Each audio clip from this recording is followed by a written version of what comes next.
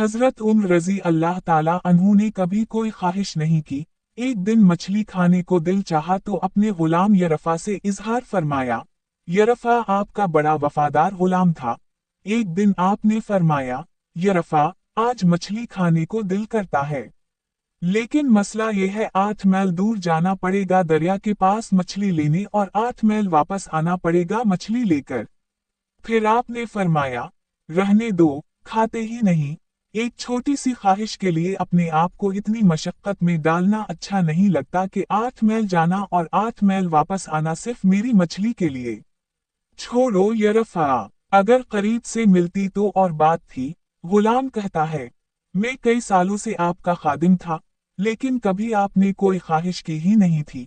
पर आज जब ख्वाहिश की है तो मैंने दिल में ख्याल किया कि हजरत उमर फारूक रजी अल्लाह अन्हु ने पहली मर्तबा ख्वाहिश की है और मैं पूरी ना करूं, ऐसा कैसे हो सकता है।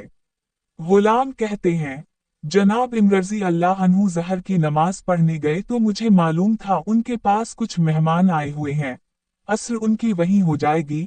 गुलाम कहता है कि मैंने हजरत उमर रजी अल्लाह अन्हु के पीछे नमाज पढ़ी और 2 रकत सुन्नत नमाज पढ़कर मैं घोड़े पर बैठा।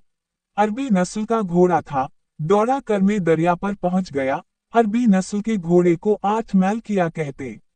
वहां पहुंचकर मैंने एक टोकरा मछली का खरीदा और हजरत उमर रजी अल्लाह ताला अन्हु की असर की नमाज होने से पहले मैं वापस भी आ गया और घोड़े को मैंने ठंडी छांव में बांध दिया, ताकि इसका जो पसीना आया हुआ है वो खुश्क हो जाए और कहीं हजरत उमर फारूक देख ना ले। गुलाम कहता है कि घोड़े का पसीना तो खुश्क हो गया, पर पसीने की वजह से गर्दो गुबार घोड़े पर जम गया था, जो वाज़ेह नजर आ रहा था कि घोड़ा कहीं सफर पे गया था। फिर मैंने सोचा कि हजरत इमर रजी अल्लाह अन्हु देख ना ले। फिर मैं जल्दी से घोड़े को कुएं पर ले गया और उसे जल्दी से गुस्ल कराया और इसे लाकर छांव में बांध दिया। फरमाते हैं, जब असर की नमाज पढ़कर हजरत उमर फारूक आए, मैंने भी नमाज उनके पीछे पढ़ी थी। घर आए तो मैंने कहा, हुजूर, अल्लाह ने आपकी ख्वाहिश पूरी कर दी है। मछली का बंदोबस्त हो गया है और बस थोड़ी देर में मछली पका के पेश करता हूँ। कहता है, मैंने ये लफ्ज कहे तो जनाब उमर फारूक उठे और घोड़े के पास चले गए। घोड़े की पुश्त पे हाथ फेरा, उसकी टांगों पे हाथ फेरा और फिर इसके कानों के पास गए और घोड़े का फिर एक कान उठाया और कहने लगे, यरफा तूने सारा घोड़ा तो धो दिया, लेकिन कानों के पीछे से पसीना साफ करना तुझे याद ही नहीं रहा, और यहाँ तो पानी डालना भूल गया। हजरत उमर रजी अल्लाह अन्हु घुटनों के बल जमीन पर बैठ गए और कहने लगे, यरफा इधर आ, तेरी वफा में मुझे कोई शक नहीं है। एक बात तो बता, अगर ये घोड़ा क़यामत के दिन अल्लाह की बारगाह में फरियाद करे कि या अल्लाह, उमर ने मुझे अपनी एक ख्वाहिश पूरी करने के लिए 16 मील का सफर तय कराया।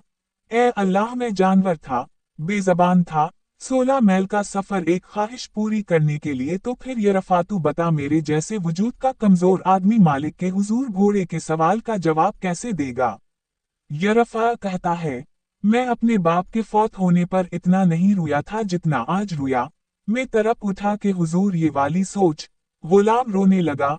हजरत उमर फारूक रजी अल्लाह अन्हु कहने लगे, अब इस तरह करके घोड़े को थोड़ा चारा इजाफी डाल दे और ये जो मछली लेकर आए हो उसे मदीने के गरीब घरों में तकसीम कर दो और इन्हें ये मछली देकर कहना कि तेरी बख्शिश की भी दुआ करें और उम्र की माफी की भी दुआ करें।